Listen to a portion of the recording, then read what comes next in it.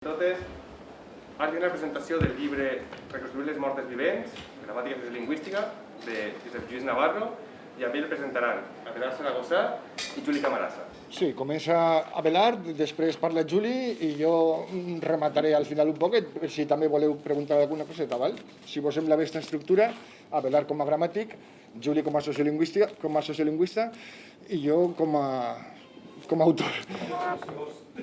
autor disficiós. Escolteu, es pot entendre amb aquesta mascareta? Bé, bona vesprada, amigues i amics. Voldria començar fent una afirmació que agradarà a Josep Lluís. Els grans pobles no es caracteritzen per tindre grans autors, sinó, en primer lloc, per tindre molts i grans debats.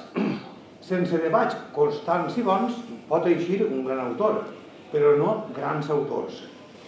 Per a que en un poble hi hagi grans autors, una condició prèvia i necessària és que hi hagi molts debats constructius.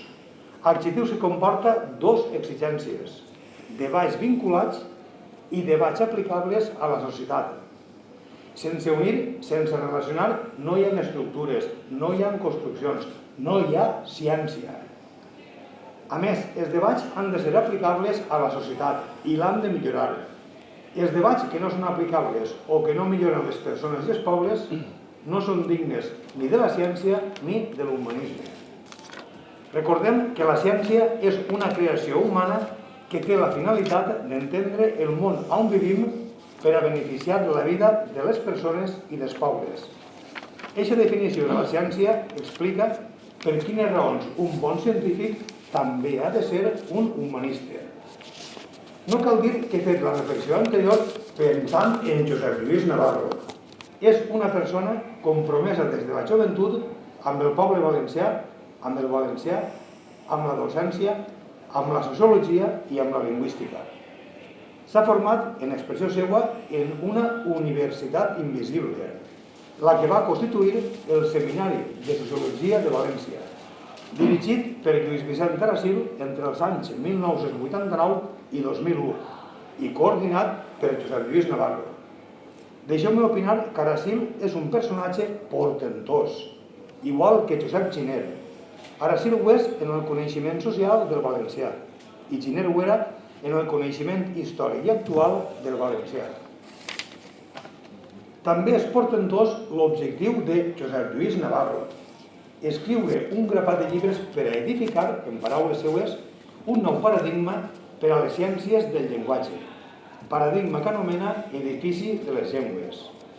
Parla de les ciències del llenguatge perquè a ell li interessa tant la sociologia com la lingüística. De fet, la comunicació lingüística té dos pares inseparables. En la comunicació sempre hi ha relacions socials i sempre hi ha estructures lingüístiques. Voler estudiar una llengua prescindint de la societat on viu aquesta llengua és una actitud essencialista que impossibilita la comprensió de la llengua estudiada. I voler estudiar una llengua sense considerar les seues estructures equival a parlar i parlar sense dir res substancial. Per ara, Josep Lluís Navarro ha publicat 2 volums de l'edifici de les llengües. En total, 700 pàgines. En acabant, parlarem de les causes i els objectius de l'edifici de les llengües, però primer recuperarem el tema dels debats. Una persona que busca elaborar un paradigma nou per a estudiar les dues cares de la comunicació lingüística, les relacions socials i les estructures lingüístiques, una persona que es marca un objectiu tan extraordinari com és eixe i que ja publica 2 llibres, no hauria d'haver promogut la realització de dotzenes de debats, tant orals com escrits? Però això, amigues i amics, no s'ha produït. Crec que una de les causes importants per a entendre aquesta absència és la formació que hi ha en el valencianisme. Lluís Vicent Aracil criticava la classe de formació que tenim.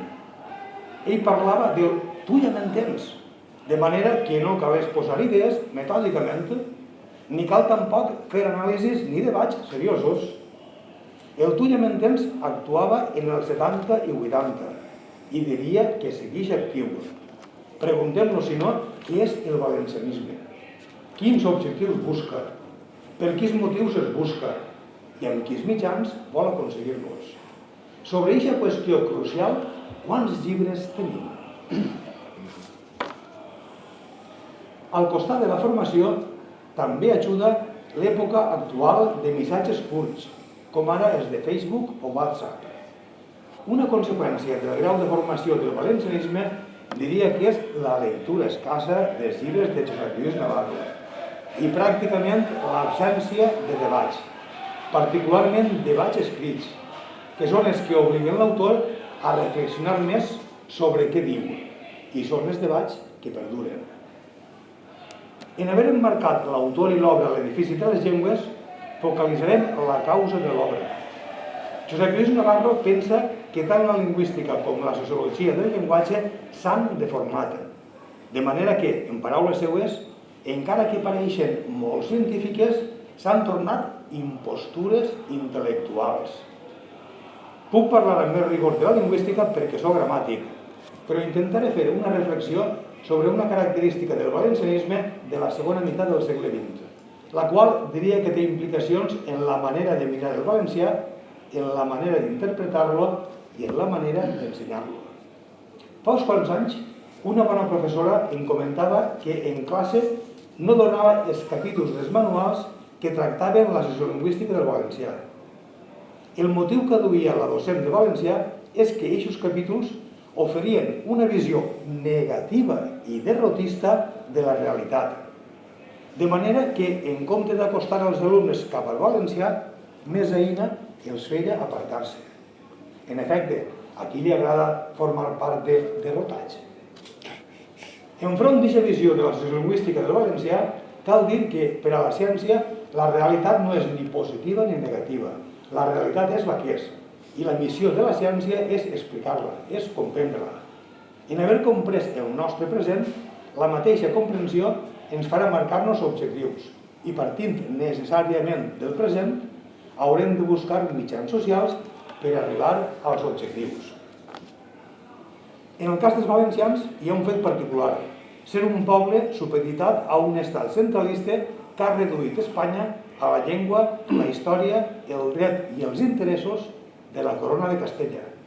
De manera que es queden fora les llengües, la història, el dret i els interessos de la corona d'Aragó i del regne de Navarra.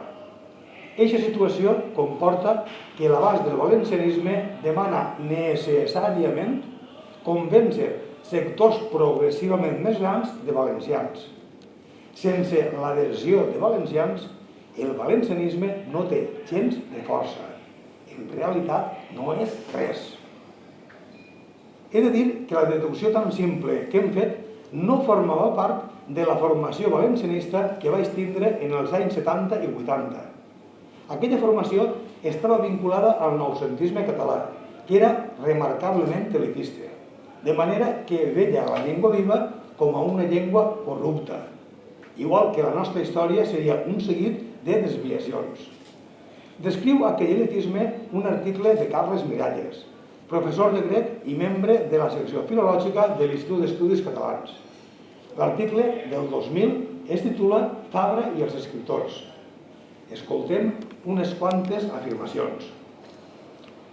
La llengua entranyable, però envelida, que es parlava. En 50 anys, Catalunya ha hagut de renovar l'idioma, adulterat per més de 3 centúries de degeneració ètica. Una llengua no ensenyada a l'escola, degradada en els usos familiars i civils. El català que ara es parla era un instrument barroer, sense utilitat ni finesa. La castellanitzada societat civil catalana. Josep Carner admirava molt la llengua de Costa i Llobera i pensava que el seu llenguatge no és mallorquí, sinó vell català. Per tant, si és mallorquí, ha de ser lleig. La consciència lingüística dels parlants, sense regles, sense escoles, no és de fiar. Que sovint el que ells diuen de la manera més natural és el més corrupte. Un error que cal extirpar, una impuresa que cal llevar. Ja en tenim prou de citacions negatives. No cal dir que aquesta visió de la realitat produeix inseguretat en qui la té. com podem verificar en aquestes paraules de Carles Miralles. Els escriptors catalans noucentistes acabaren mirant-se amb desconfiança, amb angúnia i tot, el que n'era anterior o en quedava al marge. Només les obres dels escriptors noucentistes tindrien una bona llengua, de manera que en la pràctica ells serien la llengua. Fora Jacint Verdaguer, fora Joan Maragall, fora Àngel Guimerà, fora Maria Vayreda, fora Narcís Oller, fora Prudenci Bertrana, fora Caterina Albert, és a dir, Víctor Català, fora Santiago Rossinyol. En els anys 20 i 30, eixa ideologia repercutí molt poc en el valencianisme, però a partir de 1943 s'escampà en el valencianisme gràcies a Xavier Casp i, sobretot, gràcies a Joan Fuster. I bé, aquell ideari, començat a elaborar per Eugeni d'Ors, no serà el motor que ha fet néixer la sociolingüística derrotista que aquella professora de valencià es negava a donar en les seues classes? Òbviament, en la nostra història hi ha fills negatius, com n'hi ha en la vida de qualsevol poble i de qualsevol persona. Però els factors que predominen són els positius. En canvi, l'elitisme magnifica la part negativa de la realitat i apenas mira la part positiva. Ho exemplificaré amb un autor que no té res d'elitista, Antoni Ferret i Soler, nascut en Barcelona en 1935. La Viquipèdia diu que és un historiador, gramàtic i corrector de català. Cristià, humanista i compromès, ha publicat, entre altres obres, un compendi d'història de Catalunya en 2 volums. En un llibre de llengua recorda que l'obra Parleu bé el català afirma que tindríem 2.000 castellanismes. Ferret observa que 2.000 castellanismes és francament molt. És molt perquè el poble ho pugui superar. I tenint en compte que sense el poble o parlants no hi ha llengua, Ferret mira la llengua real. En concret, mira quants castellanismes hi haurien en les 1.600 paraules del català bàsic. La conclusió a què arriba és esta. Com a resultat de gairebé 3 segles d'influència forastera forçada, tindríem cap a 100 castellanismes i 1.500 paraules adequades. Remarquem els 2 contrasts que tenim davant. En primer lloc, hem passat de 2.000 a 100. En segon lloc, les 100 paraules poc adequades són poqueta cosa al costat de les 1.500 adequades. La perspectiva humanista i arrelada de Ferret dona confiança als parlants, mentre que l'essencialisme, mirar la llengua sense els parlants, fa demanar-los impossibles. Diu l'intel·lectual català: tenim dret a demanar a alumnes i professors una cosa superior a les seves possibilitats i a condemnar-los a un complex de parlar molt malament? El seu compromís social l'ha impulsat a classificar els castellanismes en diversos grups i fer una proposta per a l'escola, una proposta que probablement no han aplicat ni en Catalunya, ni ací, ni a les Illes Balears. Resumim, d'un obstacle insuperable, 2.000 corrupcions, hem passat a una millora factible. Diria que estem davant d'una de les diferències que hi ha entre l'essencialisme elitista i l'humanisme. A un costat tenim una interpretació negativa de la realitat. L'altre costat entén que les persones i els pobles són realitats millorables però satisfactòries. L'essencialisme elitista condemna i reprimeix. L'humanisme, amb l'ajuda de la ciència, explica la realitat i elabora mitjans per a viure d'una manera més satisfactòria. No cal dir que Josep Lluís Navarro té la concepció humanista i democràtica. De totes les fonts que podria donar, em limitaré a una. Com veu la llengua viva? No havia llegit mai una descripció tan extraordinària com la que fa en la pàgina 268 del llibre que presentem. Passem al segon pilar de l'edifici de les llengües, la teoria lingüística. Per a Josep Lluís Navarro, la teoria lingüística hauria patit un retrocés i una degradació enfront de la lingüística europea o tradicional, en la qual té confiança. El nostre autor té una visió insòlita, ja que solem pensar que la ciència només aniria avant, no retrocediria. A més, la immensa majoria parla bé de l'anomenada lingüística moderna.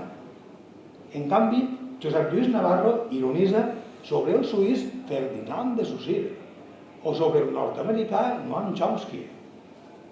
Quan feia classes de sintaxi en la Universitat de València, demostrava als alumnes per quins motius, en efecte, la lingüística ha retrocedit en el segle XX. Així, em limitaré a exposar dos mitjans per a provar que un manual, més que científic, és una impostura intel·lectual, com diu Josep Lluís. L'autor de l'edifici de les llengües focalitza la comunicació. Realment no negarà ningú que el llenguatge és comunicació. Eixa afirmació implica que definir un concepte lingüístic, siga el que siga, ha de dir què aporta a la comunicació. Vos convide a consultar els vostres llibres de llengua, siga la que siga, i que mireu com actuen. Probablement trobareu que el manual introdueix no pas conceptes de la teoria lingüística sense definir-los. Ara, un concepte no definit és, per als alumnes, una incògnita, de manera que poden memoritzar el llibre que llitgen, però no comprendre'l. A més, també trobareu que en els pocs conceptes que defineixen no diuen què aporta el concepte hipotèticament definit a la comunicació i a voltes incorren en l'anomalia metodològica d'usar en la definició conceptes que no han definit prèviament. En aquest acte no seria adequat posar exemples per a demostrar les afirmacions anteriors. Em limitaré a observar que aquest conjunt d'irregularitats metodològiques explica per quines raons la immensa majoria dels alumnes solen trobar tan avorrides les classes dedicades a la teoria lingüística. L'altra prova que posaré per a mesurar la lingüística moderna també afecta els fonaments de la teoria lingüística. Totes les teories lingüístiques conceben que la lingüística està formada per una pluralitat de parts, com ara la sintaxi, la semàntica, la flexió o la fonètica. Això comporta que l'obligació de tota gramàtica és dir quantes parts té la teoria lingüística i definir-les d'una manera ordenada i sistemàtica. Eixes dues condicions, ordre i sistematicitat, signifiquen que quan el manual definirà la segona part, s'haurà de fonamentar en algun concepte ja definit de la primera part. La causa d'aquesta exigència metodològica és que una teoria ha de ser necessàriament un conjunt ordenat i lligat de conceptes. La definició del segon s'ha de fonamentar en el primer. La definició del tercer concepte s'ha de fonamentar en el primer, en el segon o en els dos, i així successivament. Un conjunt de conceptes sols no és per a un científic una teoria, i un cabàs de termes teòrics que no s'han definit no solament no són una teoria, són una enganyifa. Són, en paraules de Josep Lluís Navarro, una impostura intel·lectual. He de remarcar que no demani impossibles. Totes les condicions metodològiques que he exposat les respecte en la gramàtica valenciana raonada i popular. Dic quantes parts té la teoria lingüística i les definisc d'una manera ordenada i sistemàtica. A més, la gramàtica caracteritza els conceptes, com he dit, vinculant-los entre ells. I cada definició diu què aporta el concepte definit a la comunicació lingüística. Si algú consulta eixa gramàtica i troba casos que no responen a les exigències dites, si m'ho diu, li estaré profundament agraït, ja que m'ajudarà a millorar-la. Un dels molts factors que m'uneixen intel·lectualment a Josep Lluís Navarro és la teoria lingüística. La teoria que es posa a la gramàtica valenciana raonada i popular no és una teoria nova, ni està vinculada a la lingüística moderna. Al contrari, la teoria que conté és la que explícitament o implícitament hi ha en Europa des de Plató i Aristòtil als nostres dies. D'aquesta afirmació hem de llevar els autors revolucionaris del segle XX, com ara Saussure, o Sapir, o Bloomfield, els quals han fet una cosa que no es pot fer en la ciència, trencar amb els predecessors. En l'art, un autor va per on vol. En canvi, en la ciència, un autor només es pot separar dels predecessors si satisfà dues exigències. En primer lloc, ha d'haver demostrat que hi ha una deficiència teòrica i, en segon lloc, l'ha d'haver solucionada. Si no la soluciona, té l'obligació de seguir en la mateixa teoria. Per cert, el suís Saussure, els nord-americans Sapir i Bloomfield, el danès Jamslev i altres autors tenen en comú que trenquen amb el passat, però cada un pren un camí particular. Per aquest motiu, no podria dir ningú de vosaltres dues nocions que siguin comunes als quatre autors citats. En canvi, podria descriure una vintena de nocions teòriques bàsiques que apareixen en qualsevol de les gramàtiques anomenades tradicionals. Voldria observar que una de les concepcions importants que Josep Lluís Navarro recupera del passat és el llenguatge com a fonament de les altres ciències. En la famosa torre medieval del saber humà hi ha dibuixat el camí que seguia el trivium i el quadrivium. De fet, el llenguatge és el fonament de les altres ciències per una raó simple, perquè s'expressen amb el llenguatge. Ben mirat, el llenguatge és el marc de la ciència. Per tant, introduir-se racionalment al coneixement del llenguatge humà facilita la formació científica.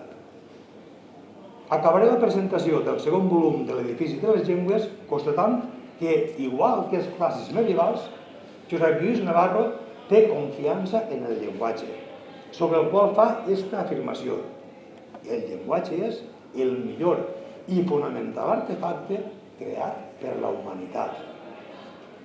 Realment, els docents valencians, de valencià, de castellà, d'anglès, haurien de llegir i debatre l'edifici de les llengües. Una obra de mires amples i fondes. No debades procura entendre el present i mirar cap al futur, procurant tindre en compte l'origen de la lingüística, unida històricament als filòsofs, ja que el llenguatge és la primera manifestació de la raó humana, la primera i probablement la més alta. Gràcies.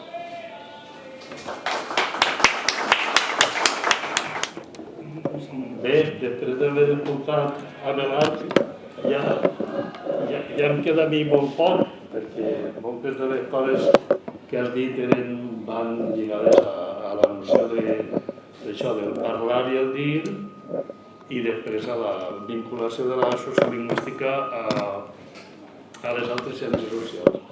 Bueno, intentaré resumir molt breument sobre el que considero que és la part més important del llibre, de la part sociolingüística, i després,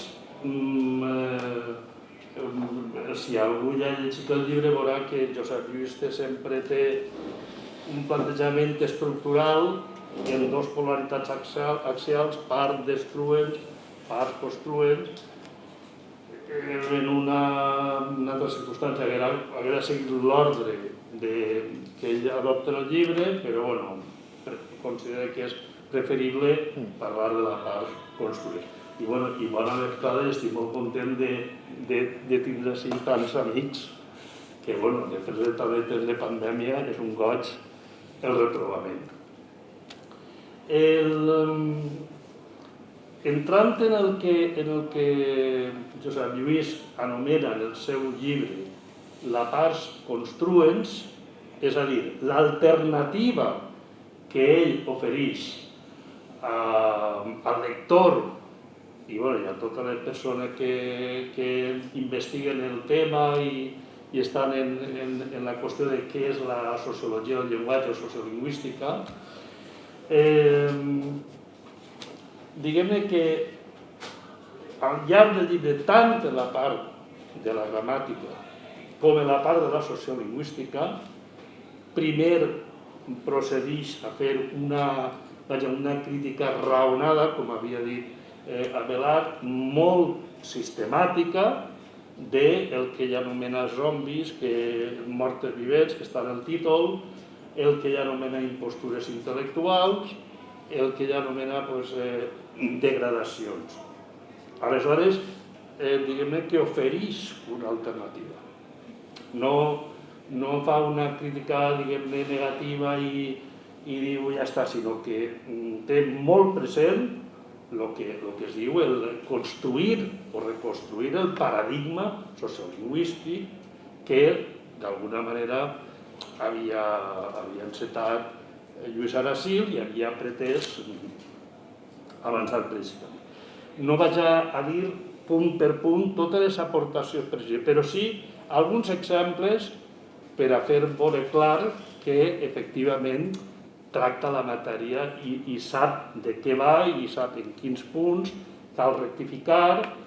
Veurem en concret el que jo considero de la part sociolingüística la gran aportació que fa, que és el que se'n diu malla d'Aracil o malla social, i després, evidentment, sí que m'agradaria parlar una miqueta de, diguem-ne, els axiomes en el sentit grec, les valoracions que subjauen a aquest discurs i que al mateix temps apunten a aquest discurs. En el camp de la part construents, si em permeteu, em limitaré a anunciar punts perquè això donaria, vaig a per a un debat, jo crec que donaria per un seminari sencer. Un màster. Per tant, em permetreu que si dic algunes coses i dic, bueno, això és discutible i tant, el que pretenc simplement és no objectivar, sinó posar uns punts de referència, però no esgotar el tema. Molt bé, i entrem en matèria.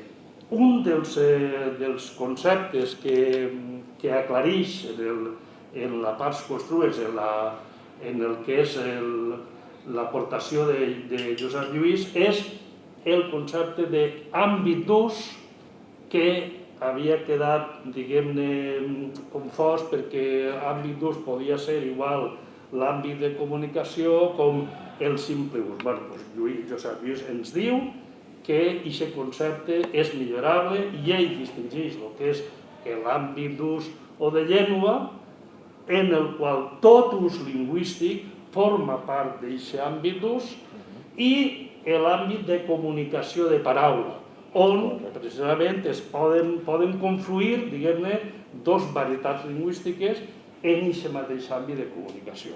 Doncs aquest concepte queda molt aclarit. Després, un altre aspecte que en part ja ha tocat Abelard i és la qüestió dels dialectes. Els dialectes poden estudiar-se des de l'òptica de la variació i, evidentment, tot sociolingüista ha d'estudiar els dialectes, però així veurem contínuament en el plantejament de Josep Lluís una distinció que és subtil però és molt important. Partint de la base que la sociologia de la sociolingüística del parlar s'ha de fer, s'ha d'estudiar. A més, estàvem parlant Abelard i jo ara estic a la dèria del Llauriner, perquè és el meu poble de naixement, era un parlar molt específic, que jo crec que estarà ja en vies d'extinció, però que quan donava classes a Barcelona amb Josep Beny, sempre li estava fent remarques i l'home, que era mallorquí, estava encantat perquè no es coneixia. Jo sempre reclame la recerca. A mi el que m'agrada és la recerca. Que treballem. Ara bé, què ocorre? Que si, i això és una cosa que assenyala molt, i quan va presentar la ponència en el Congrés d'Elx, ell va dir, si a l'hora de transmetre aquesta ensenyança als alumnes, siga de secundària o d'universitat, el pes se decanta molt per una sociolingüística del parlar, evidentment sacrifiquem la sociolingüística del dir. que és d'una importància cabdal perquè té a veure amb els gèneres del discurs, té a veure amb el que és l'anàlisi del discurs, la topologia del discurs i té a veure amb quantitat de coses que són fonamentals per a poder saber de què estem parlant quan diem que la sociolingüística és sociologia pura i dura. Aleshores, els dialectes, d'alguna manera, s'han d'estudiar degudament i com més científicament es passa millor, com amb major precisió empírica millor, però al mateix temps, i és una paradoxa, molts dels que havíem dit essencialistes i molts dels que havíem dit ortodoxes va resultar que desprecien els dialectes. I diu, ui, així què passa? O sigui, que uns dialectes catalans havien estat estigmatitzats, entre ells el valencià, o el lleidatà, o el tortosí, i en canvi,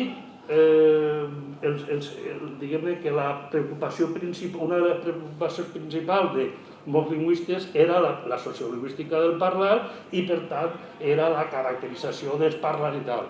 Jo no sé ara com ha quedat, però jo me'n recordo el primer manual de valencià que vam servir, es començaven el xipella i el xopilla i el tortorí i tal, i hi havia ahí més de 15 dialectes que els pobres xiquets, que eren castellanitzats la majoria, sobretot a València, no sabien ni un borrall de valencià normal i corrent, el més normalet, i els umflaven el cap i tot això.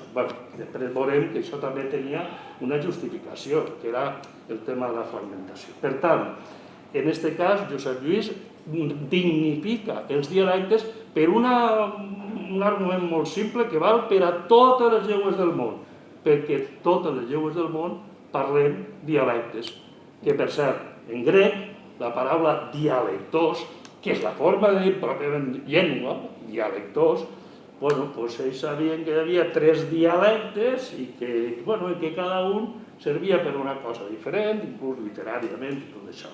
Per tant, aquest concepte també crec que és una aportació. I després, el tema dels registres, també ja, en la mesura que el registre ja s'acosta al que és la sociologia del dir, amb l'estilística, també havia hagut ahir confusions, totes comprensibles. No m'agradaria que de les meves paraules quedara una impressió de que la impugnació que jo faig de tot el treball que s'ha fet de més d'un segle en el cas de la promoció del català, que es pensara que com si nosaltres fórem, no sé, marcianos que venim així i diguem, mira, els pobres terraquis, tot s'entén, però, evidentment, el tema dels registres també és delicat perquè, d'alguna manera, els registres, en principi almenys, haurien de tindre una valoració neutra perquè, de fet, els registres els utilitzem al llarg d'un dia de la nostra vida quotidiana, els utilitzem d'una manera passiva o activa, que és un concepte molt important per a el que és l'aprenentatge de llengües i l'ús de les llengües, els utilitzem pràcticament tots a diari. Però, d'alguna manera, en un principi, degut a aquestes deficiències que tenia, que al principi, quan va arrencar l'ensenyança del valencià, de manera oficial tot això, hi havia moltes confusions i aleshores, clar, se remarcava fins a l'obsessió l'estàndard, i l'estàndard, i l'estàndard. Clar, això és un mecanisme de compensació. Se remarcava l'estàndard perquè la nostra comunitat parlant havia estat llarg de temps fragmentada, no hi havia mitjans de comunicació, cosa curiosa, era posar el carro abans dels bous, perquè l'estàndard només té justificació davant dels mitjans de comunicació. Si no, a l'edat mitjana no hi havia estàndard, hi havia la llengua cortesana i el vulgur, ja està, el llenguatge vulgar. Aleshores, en aquest cas, va haver una mala comprensió que Josep Lluís aclareix. L'estàndard és un registre més, té una funcionalitat, que és el propi dels registres, ser funcionals, i a partir d'ahí vaja, tota la resta, bueno, si veus un que parla slang, pues escolta, parla slang, i què passa? Però, clar, diguem-ne, el que jo anomeno el defensionisme normalitzador no podia admetre l'eslang en valencià. Jo recordo un personatge, que no diré el nom, del meu poble, que ja no podies dir tacos. Escolta, jo soc dels tacos. Jo soc de Blasco i Banyes, què collons? Jo no soc d'Antimessí, la Sera Déu. I jo no soc basc. De la meva zona eren blasquis i dien tacos, i clar, contra qui? Home, contra l'església, contra qui volies que digueren tacos? Però clar, no podies dir tacos perquè això desprestigiava el valencià. O sigui, és una bogeria. Vosaltres imagineu el 80% de pel·lícules angloamericanes i de vaqueros que un saragossà que era professor d'anglès me deia: pero si es que las películas se están cagando en Dios y están diciendo hijos de puta a toda hora y hablan como si fueran catedráticos de inglés. Evidentment, és un poc ridícul. Després, evidentment, si tu supervalores o hipervalores l'estàndard, evidentment estàs d'alguna manera denigrant el col·loquial, i Abelard havia parlat d'una cosa molt important de l'essencialisme d'arrel noucentista, i és el classisme. Clar, el col·loquial, clar, això és el que parla el poble. Perdona, això és el que diu Josep Lluís. El col·loquial és el que parlem tots els parlants del món. I a més, i és la idea que aporta sobre aquest tema, és el centre de la resta de registres.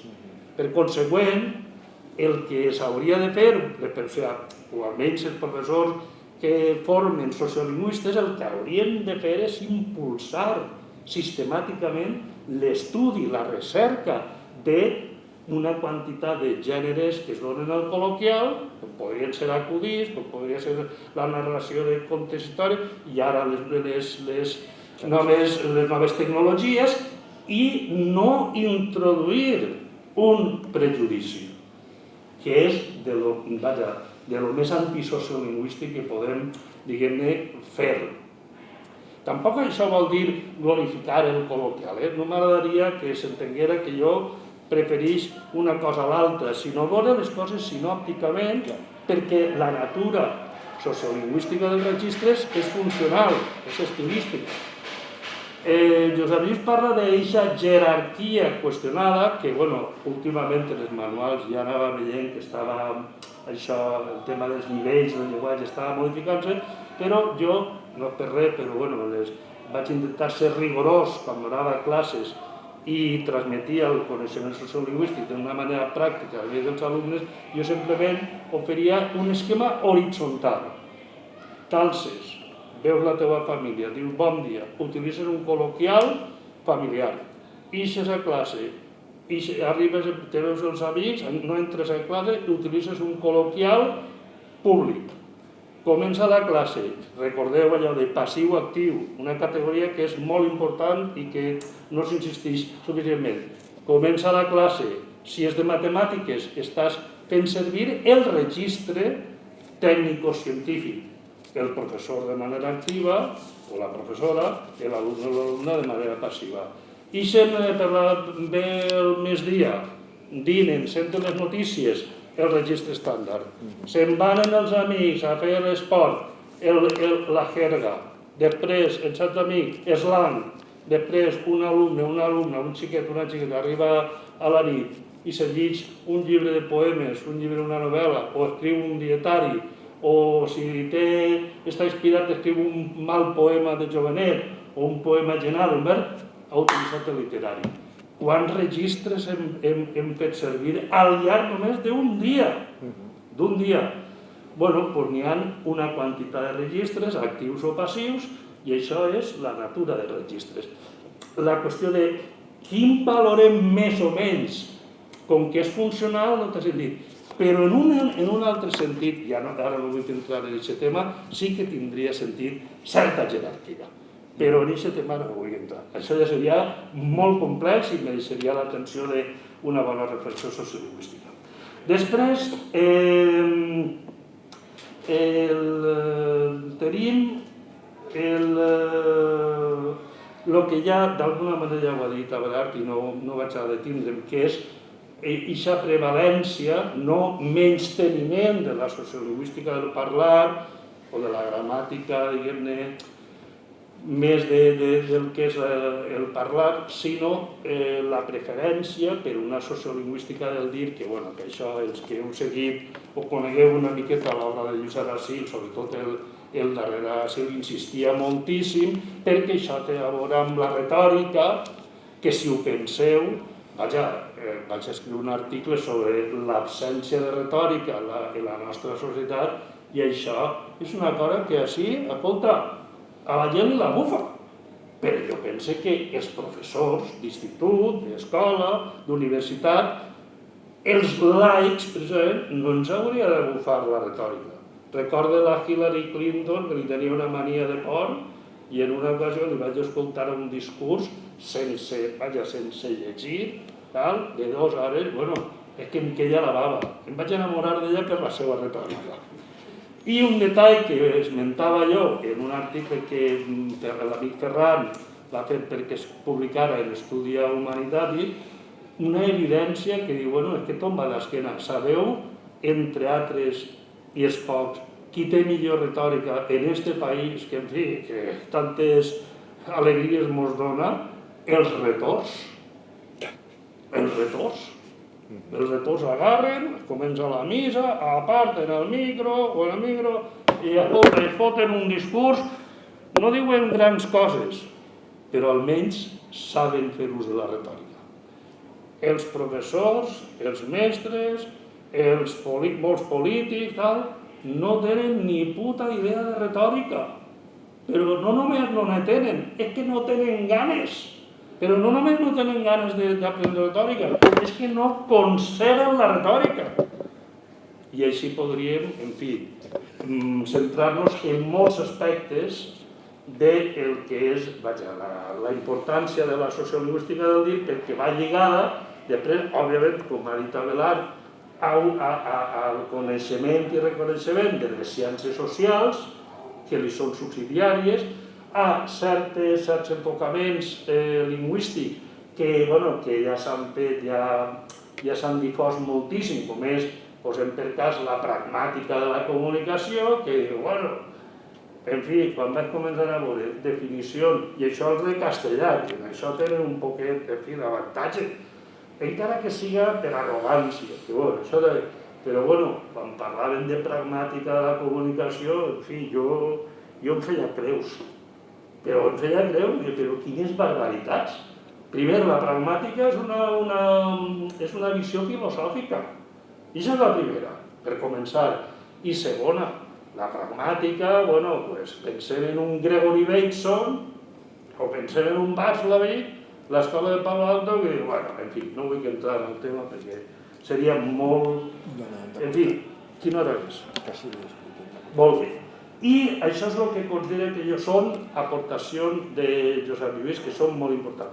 I per a mi la més important és el que s'anomena la malla d'Aracil, que consisteix en una matematització dels instruments d'anàlisi de la sociolingüística, en una fonamentació del que són el paradigma sociolingüístic que ella pretès reprendre i continuar a incitar a la continuació, i que bàsicament hi ha un concepte matemàtic que és el concepte de redistribució, i per això parla de la sextuple correspondència entre la variable llengua, la variable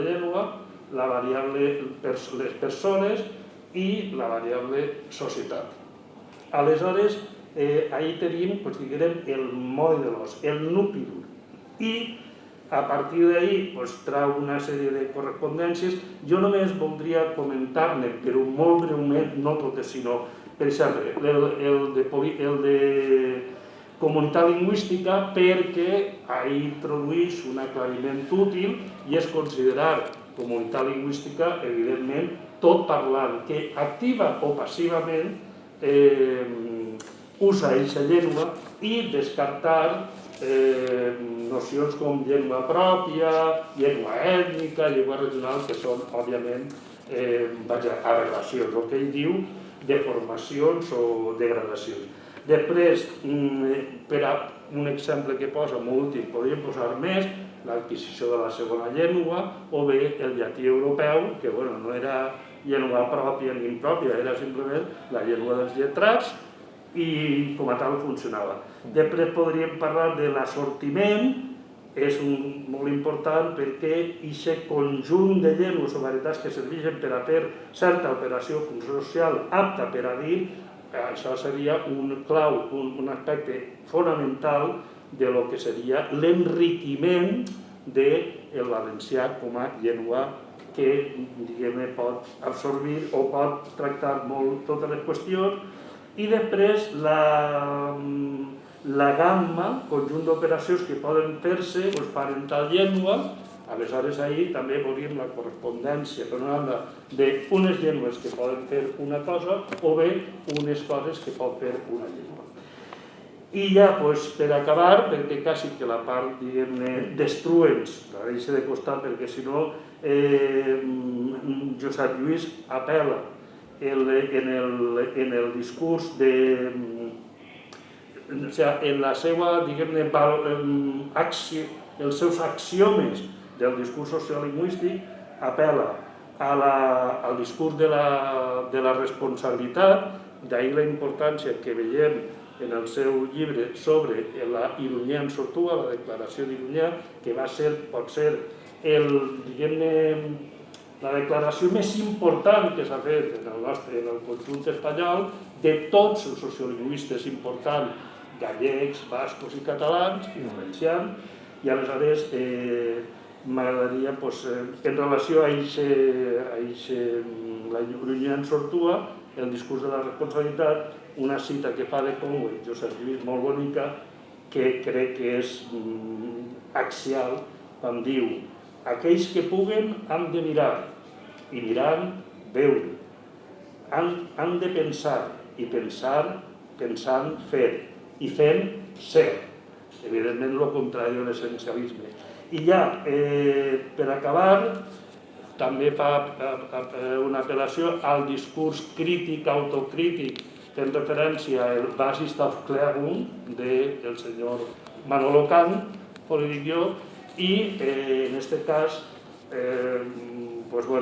és tot el més contrari a l'essencialisme que havia fet Abelard, i, diguem-ne, per acabar el tema, diguem-ne, de lo que jo anomeno defensionisme normativitzador, que no són etiquetes rígides, sinó que són làbils, però és una forma de distingir alguna cosa.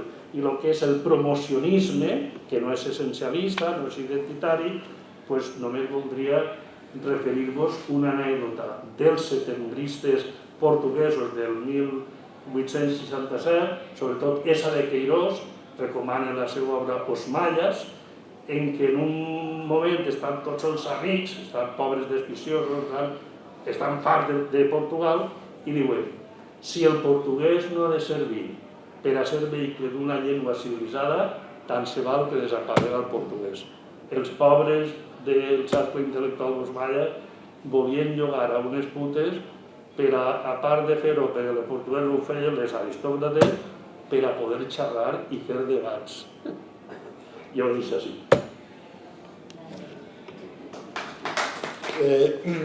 Bé, me toca a mi acabar i vaig a fer-ho curtet perquè la nostra idea era això, acabar a les 8:15 o 8:20, de manera que seré molt breu. Bé, en primer lloc he de donar les gràcies tant a Abelard com a Juli. D'Abelard suposo que tots sabeu alguna cosa, sabeu que és el millor gramàtic valencià actual i sobretot que és un gramàtic que podríem dir que és el contrari de la visió que se sol tindre, és el contrari d'un gramàtic de laboratori, perquè el seu objecte d'estudi no és cap constructe ni cap invent de laboratori, com feien els noucentistes o els defensionistes, els elitistes, sinó que ell el que analitza és la llengua viva, la llengua real, fa una gramàtica del valencià real, del valencià viu, no d'invents de laboratori elitistes i aliens. I per tant, Bueno, el títol ja ho diu, el títol del seu últim llibre, una gramàtica valenciana raonada i popular. Això és importantíssim, raonada per lo que ha dit ell, perquè ha d'estar justificada, ha de ser lògica, i popular perquè està dedicada al poble, no als catedràtics. Aleshores, la seva gramàtica i el seu enfocament gramatical està íntimament connectada amb l'autoestima del poble valencià, perquè les gramàtiques elitistes el que fan és autoodi, creen complex d'inferioritat. Che, que burro que soc, che, quants castellanismes, che, que mal parle, che... Tot això és una gramàtica de l'autoodi, del complex. La seva és la gramàtica de l'autoestima. I crec que amb això ho dic tot. Bueno, sí, una cosa més personal, però crec que també és indicativa. Jo he estat de baixa una temporada llarga, m'he reincorporat ara recentment a les classes i la meva substituta, una tal Andrea Tomàs, crec que es diu, al comentar-li d'este acte, d'esta vesprada, em va dir: «Ah, sí, Abelard, el millor professor de la carrera». I encara el recordava des de fa anys que va acabar la carrera. En fi, és un detall representatiu. I quant a Juli, doncs també el que hem dit de la gramàtica respecte a Abelard podríem dir-ho de Juli respecte a la sociolingüística. Ell diu que no és sociolingüista, però és fals, sí que ho és. Encara que ell diga que no, jo dic que sí. Consulteu, per exemple, el seu article sobre l'utraquisme, i això de l'utraquisme, això és recerca sociolingüística. És una forma de superar la diglòssia i d'aclarir aquell concepte. L'utraquisme és l'exemple de situacions en què s'usen dues llengües, però per a propòsits diferents. I, per tant, no hi ha interferència ni substitució. I a part d'això, en fi, Juli, el coneixeu també, a part de ser un gran professor, encara que acaba de jubilar-se, és poeta, és rapsode, és assagista, és articulista i ha fet una ressenya molt llarga, la ressenya més profunda que s'ha fet sobre el meu llibre, i té un títol molt representatiu també. La seva ressenya es diu Gramàtica de la dignitat, responsabilitat de la sociolingüística. O sigui, associa la gramàtica a la dignitat i la sociolingüística a la responsabilitat. I crec que amb això també es podria dir tot. I ja no me'n vaig enrotllar més, vaig a explicar-vos simplement el regal que vos he preparat i així, en lloc de parlar del llibre, que en fi, seria molt llarg, preferisc anar directament al regalet, perquè a més crec que si explica el regal d'alguna manera també va implícit ahir la síntesi del llibre. Ara no vos el repartisc per a mantenir l'expectativa, ho repartiré al final, quan ja acabem. Si algú té pressa i se'n va abans, a l'Ixir, Maribel té ahir les carpetes i vos en donarà una còpia. És això el regal, és una funda de plàstic on hi ha simplement un petit quadern amb instruccions i 2 fulls per a muntar una cinta de Moebius. Clar, esta és la còpia original, és en color, la vostra l'he fet en blanc i negre perquè si no m'arruïnava. Però bueno, encara que estic en blanc i negre, es veig prou bé. I si algú vol la còpia en color, la puc enviar per correu, us envio el PDF en color i vos els imprimiu vosaltres. Bé, el joc este o l'invent este es diu la tetractis del llenguatge en una cinta de Moebius. I volia explicar-ho breument, he d'explicar-vos en 2 minuts què és la tetractis del llenguatge i per què es pot representar en una cinta de Moebius.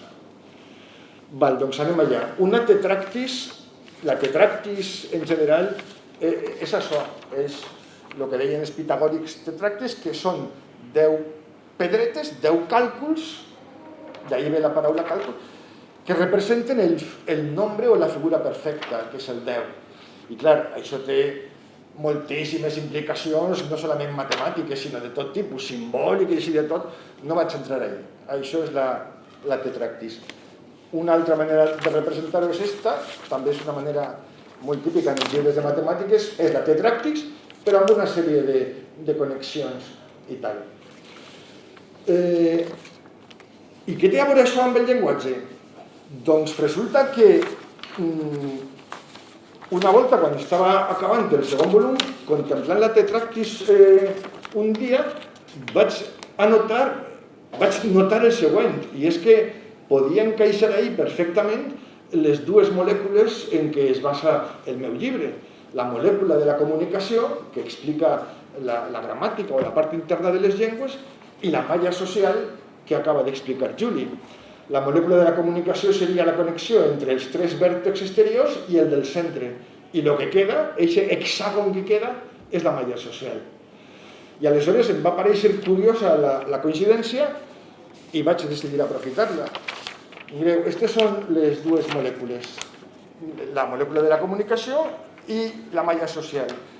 Si les desplaces i poses una superposada a l'altra, et queda la tetractis. I per això és que li anomena això la tetractis del llenguatge. Aquesta és la còpia guai de la tetractis del llenguatge en color.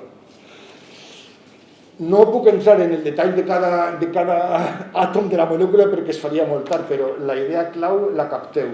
Tenim per un costat la molècula de la comunicació que explica la gramàtica o l'interior de les llengües, dient, destinatari, paraules i sentit.